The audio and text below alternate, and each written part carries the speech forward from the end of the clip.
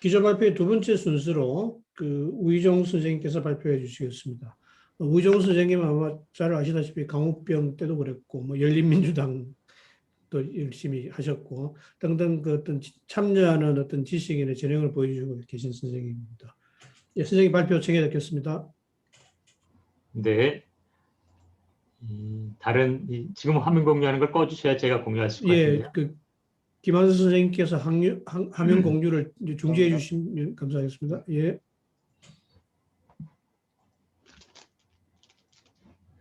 예, 잘 보이시나요?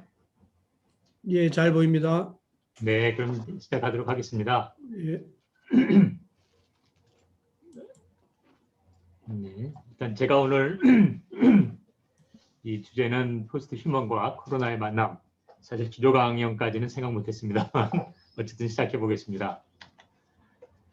지금 뭐 방금 우리 김한숙 교수님께서 말씀하신 것처럼 지금 인류세에 있어서 뭐 저희 과학자들에게는 뭐 인류세란 말은 뭐 새로운 얘기는 아닙니다만 어쨌든 지금 우리가 직면하고 있는 것은 이러한 그 과학 문명하고 신자유주의라는 형태로 전개되는 인류세인 것 같습니다.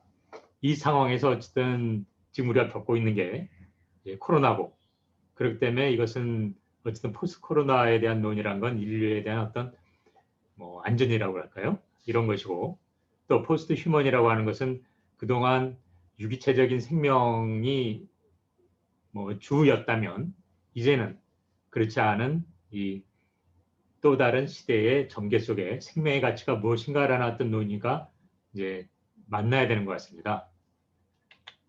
그런 면에서 뭐 방금 우리 김 교수님께서 말씀하신 것처럼 이 근대 사회라는 것은 이 데카르트식의 어떤 합리적 이성, 그리고 또한 이 보편적 가치에 대한 추구였죠. 그러나 어쨌든 그 결과로 지금같이 그 생태계가 파괴가 일어나는 상황 속에서 4차 산업이라든지 슈퍼인텔리전스라든지 뭐 이런 얘기가 등장하는 것 같습니다. 그런데 이번에 이제 코로나 백신 논란에서 나온 것처럼 사실 이 근대가 과연 얼마만큼 생명의 이 입장을 반영하는가라는 점은 여전히 그 논의 지점이죠. 생명체라는 것은 어쨌든 그 자체로 그 자기 충족적인 개체 고유성을 지닌 존재라는 면에서 이 보편성과 인류라는 보편성과 각 개인의 삶이라고 하는 고유성이 함께 고려해야 될 수뿐이 없는 것 같습니다. 뭐 백신 부작용으로 뭐 나 죽는다면 나 개인 뭐 전체로 봐서야 뭐 백신이 유익하지만 내가 죽는데 어떡하냐 뭐 이런 논의는 끊임없이 있을 수뿐이 없거든요. 그래서 저는 뭐 세상이나 역사나 뭐 수많은 이론이나 뭐 인식론이건 존재론이건 최소한 오늘 이야기는 이 생명의 문제라고 저는 생각합니다. 포스트 코로나와 포스트 휴먼의 논의는 생각해보면 인류라는 것은 뭐 끊임없는 이제 전쟁, 뭐 상대적으로 평화의 역사죠. 그리고 이 과학기술 문명이라는 것은 이 전쟁과 함께 온 것 같습니다. 그리고 이제는 이런 유기체적인 생명을 넘어서 최소한 이 관계지향적인 이 비물질적인 에이전트와의 관계까지 이제 전개가 되고 있죠. 그렇지만 이 포스트 코로나를 굳이 포스트 휴먼과 잇는다는 것은 최소한 생명의 어떤 그 문제점. 그래서 저는 이 생명의 가장 어떤 그 문제의 근간에는 고통의 문제가 있다고 생각합니다. 그것이 뭐 이 인간 같은 유기체적인 생명에서도 고통의 문제도 있을 수 있고, 방금 김한숙 교수님께서 뭐 가야의 어떤 침입 뭐 이런 표현도 썼습니다만 이 어떤 무생물까지 포함했을 때 비물질적인 했을 때 그 균형이 깨지는 게 고통이거든요. 고통이란 건 사실 뭐 복잡하게 생각하기보다는 어떤 상태건 이 균형 속에 있던 상황이 변화할 때 생겨날 수밖에 없는 것 같습니다. 그래서 오늘의 논의, 지금 오늘 이 논의도 어떻게 보면은 지금 변화하는 상황 속에서의 우리 고통 극복의 과정이라고 저는 보죠. 그것은 결국 그런 맥락에서 이런 논의도 또 다른 형태의 생명 활동이라고 저는 생각합니다. 어쨌든 이 코로나는 지금 뭐 인류 내에서 이야기된 지 한 1년 좀 넘었는데 뭐 몇백만 명이 사망했죠. 그렇기 때문에 이 포스트 코로나를 생각한다는 것은 어쨌든 지금 이 결과를 나타낸 과거와 또 지금의 기반에서 앞으로의 전개를 포함했을 때 이 코비드 19은 그냥 뚝 떨어진 것이라기보다는 사스라든지 메르스라든지 수많은 새로 등장하는 질병의 한 맥락입니다. 그래서 뭐 최소한 저희가 그 지난 17년도에 자료이긴 합니다만 지난 뭐 30년간에 새로 등장한 질병 혹은 새로 이제 소멸됐다고 생각했다가 다시 인류에 내려 등장하는 것 또 그리고 그러한 질병 중에는 여기 까만색으로 표시된 것처럼 생물 무기에 대한 부분도 있죠. 최근 뭐 어젠가 오늘 뉴스에 보면 우한 코로나 이 19가 이 우한 중국 우한 연구에서 나왔다고 하는 것을 증거를 가지고 있던 미국이 오히려 미국 내부에서 공개하지 않자고 하지 말자고 이제 논의됐던 게 보도됐죠. 그 이유는 미국도 이런 생물 무기를 개발하고 있기 때문입니다. 어쨌든 이런 인류의 활동이 이러한 질병의 근원간이라는 것은 여기 보다시피 뭐 코로나라는 게 뭐 야생 동물을 통해서 왔다 뭐 막 얘기 당연히 뭐 그건 틀린 얘기는 아닙니다만 이렇게 새로운 질병들이 등장하는 것을 보면 당연히 뭐 우리가 접하지 않았던 것을 접하게 되는 야생 환경 많습니다. 그러나 여기 보다시피 사람들이 밀집해 있는 즉 산업화된 곳에서 오히려 이런 신종 전염병이 등장한다는 것을 잘 볼 수 있죠.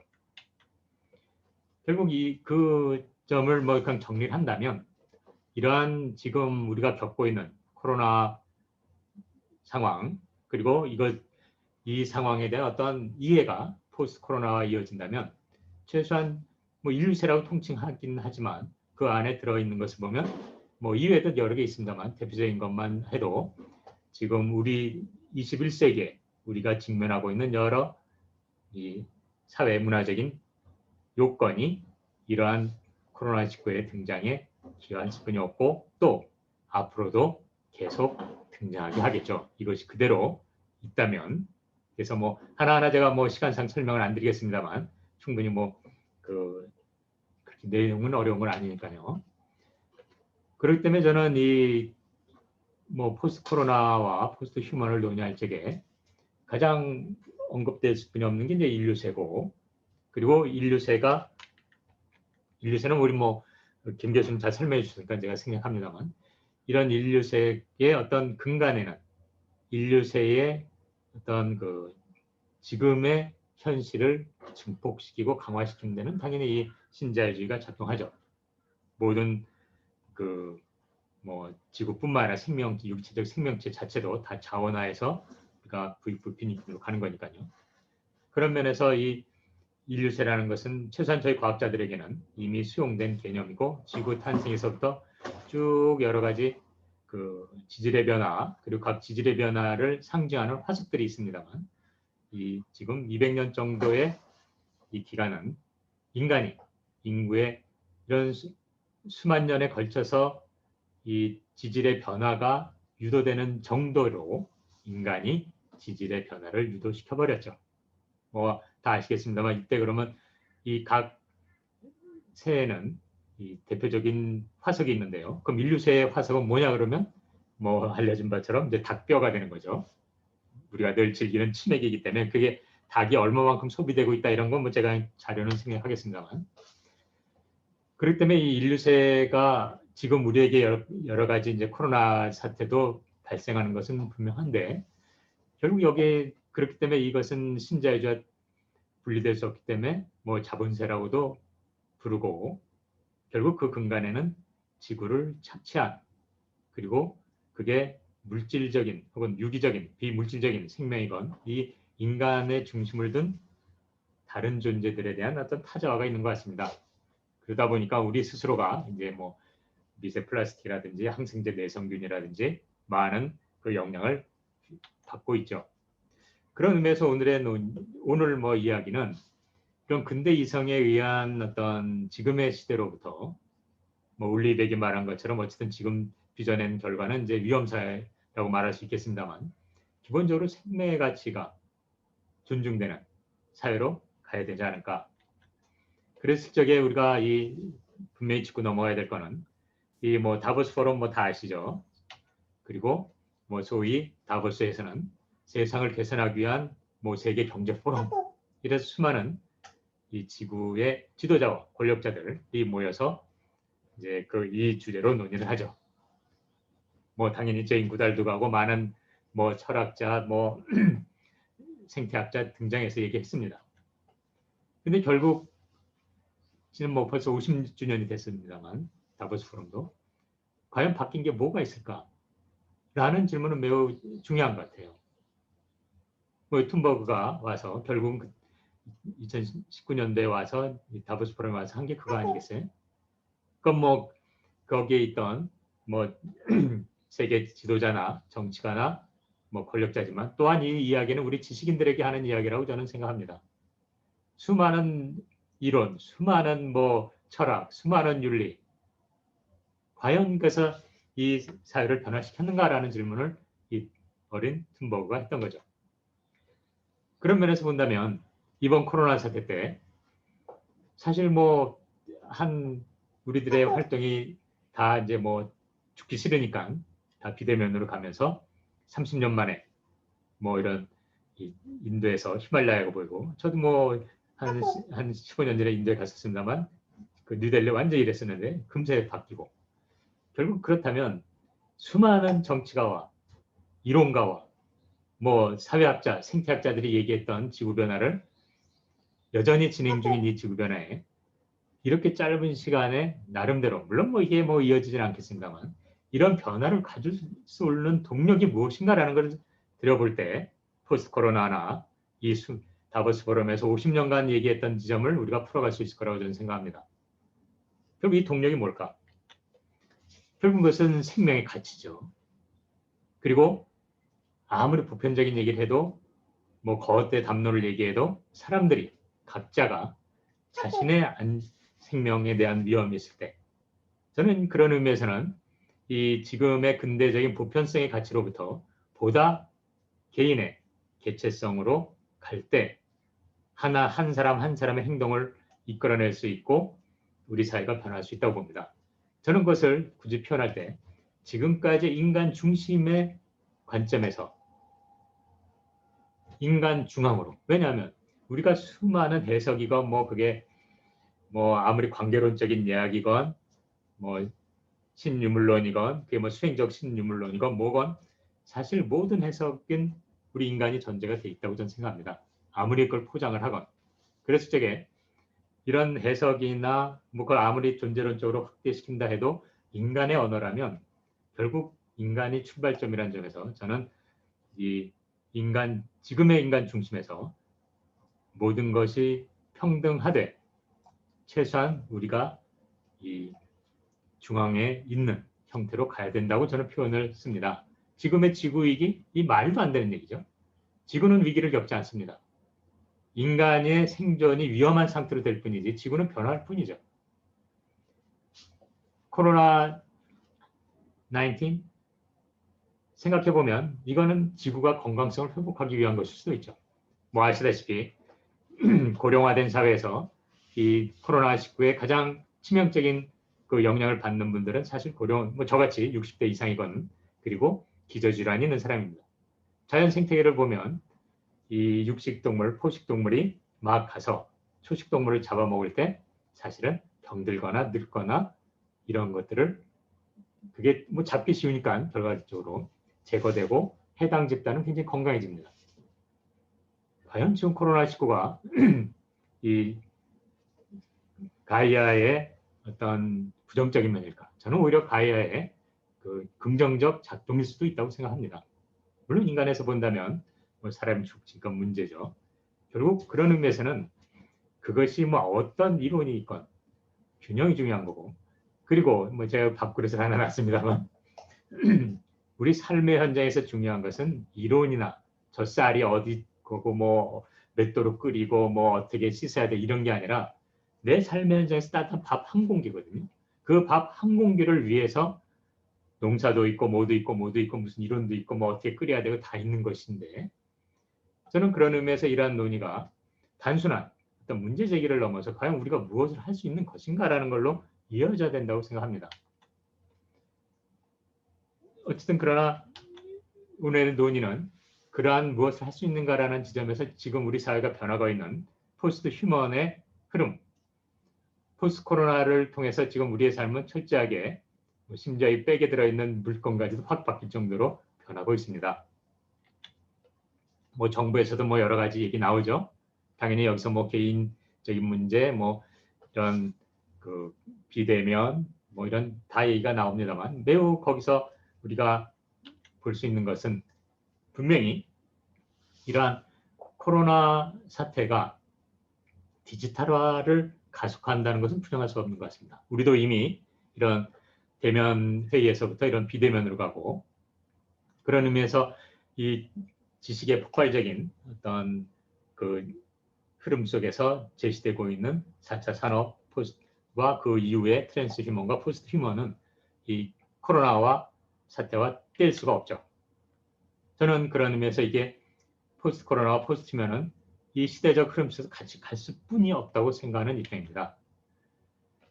그리고 이러한 포스트 코로나는 비대면이라는 어떤 현실 속에서 그 맞춤형, 의료도 뭐 맞춤형이나 현장성이라는 4차 산업의 특징과 또 우리 각자의 보편성과 더불어서 중요된 고유성과 만나는 지점이 충분히 있다고 보고요. 어쨌든 지금 우리가 이 포스트 휴먼에서는 이 직면하는 것은 사회적 변화입니다. 뭐 그 중에서 가장 영향을 받을 것이 로봇이나 뭐 이런 걸로 인해서 한국이라는 것은 뭐 이런 다른 여러 그 분석 회사에서도 제시된 바 있습니다만 우리는 이제 직면하고 있습니다.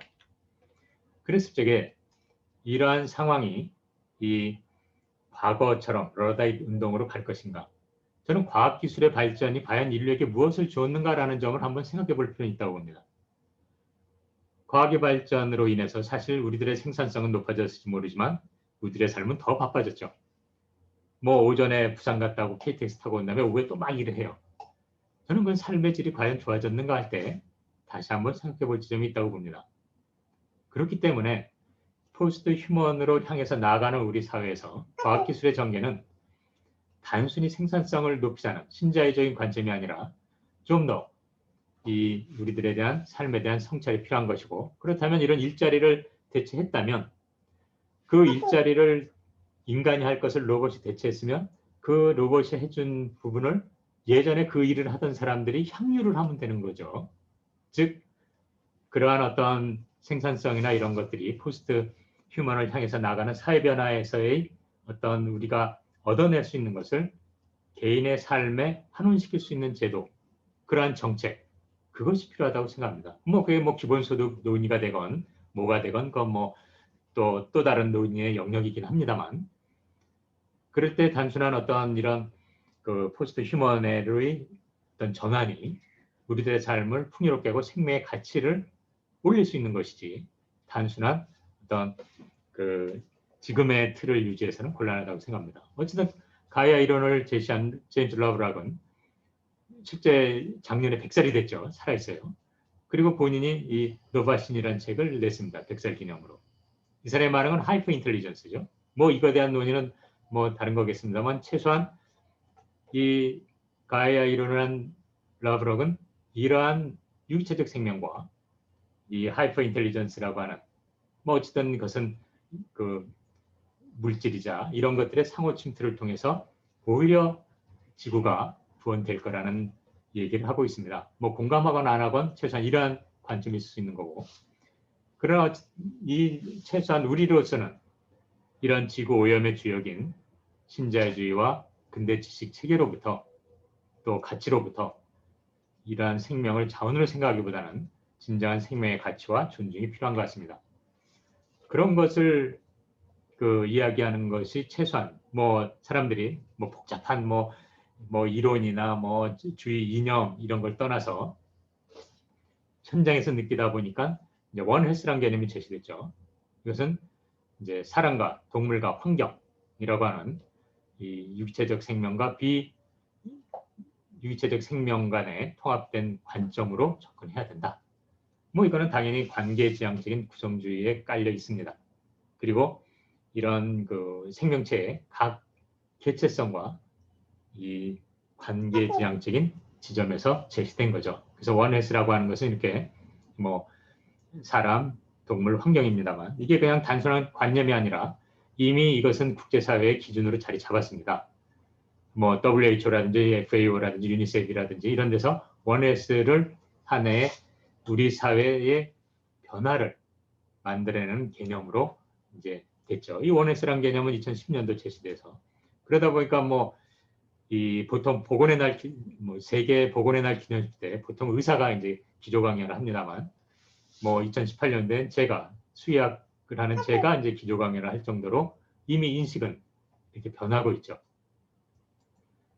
그런 면에서 이런 과학 기술은 향후 포스트 휴먼으로 상징되는 이러한 과학 기술은 단순한 인간만이 아니라 그리고 또 지구 차치가 아니라 생태와 생명을 위해서 가야 한다는 것은 더 뭐 이론이 없을 것 같습니다. 그러다 보니까 2010년에 원에스가 제시됐다면 구체적이도 이 접근하는 방식으로 다시 한 2015년도에는 하버드 대학과 락펠러 파운데이션과 란셋이라고 하는 전문의학 전문지 집단이 합쳐서 새로 이제는 행성건강이란 말을 제시하고 있죠. 이것은 뭐 환경, 인간, 뭐 동물이라고 하는 개념을 뛰어넘어서 이 정말 이런 그 사물의 시점에서 제가 이것도 뭐 자세한 설명 안 하겠습니다만 사물의 시점에서 우리가 보지 않으면 안 된다. 그래서 원에스를 뛰어넘은 구체적인 접근 방식으로 제시되고 있습니다.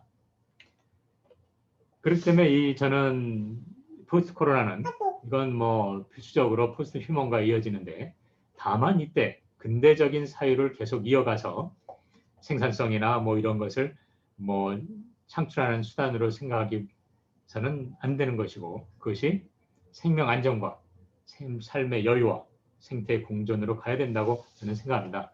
그래서 제가 이런 것들은 구체적으로는 산업재해라든지 뭐 고독사라든지 뭐 젠더 문제라든지 동물권, 동물학대 문제도 접목이 돼야 되고 저는 그런 것을 통째해서 생명 전체라고 표현합니다.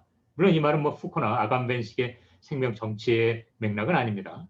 뭐 제가 굳이 그들의 말을 또 뭐 따를 필요도 없고 실제게 저는 그런 의미에서 이 포스트 코로나 포스트 휴먼에서는 우리가 놓치지 않아야 될 것은 생명의 가치가 무엇일까? 그것이 뭐 우리 뭐 지식인들이 좋아하는 정말 이런 유기체적 생물이건 비물질적인 건 뭐 비유기적 생명이란 이런 논의를 포함해서 어쨌든 그 범위는 뭐 지구적으로 확대할 수도 있고 다 그렇습니다만 생명이라는 게 무엇인가라는 지점이 있고 그것은 결국 관계에서 빚어지는 이 고통의 문제라는 것이고 그래서 저게 최소한 우리에게 필요한 것은 이 생명의 가치를 높이는 현장의 문제, 따뜻한 밥 한 그릇을 위해서 무수히 많은 이론과 논의와 시도가 있는 것이지 그러한 그 담론에 그치기보다는 구체적으로 이 어린 튼버그가 우리에게 요구한 것처럼 최소한 이제 행동하고 펼쳐가야 될 때 인간 중심으로부터 이제 최소한 인간이 중앙이 돼서 이것을 지구를 이렇게 변화시켰다면 이제 지구를 회복시키는 것도 우리라는 인식에서 출발해야 될 것 같습니다. 뭐 그런 의미에서 뭐 지구 정의라고 표현하건 뭘로 표현하건 저는 결국 우리의 노력이 그 미래를 규정한다는 말로 제 발표는 간략하게 마무리하도록 하겠습니다.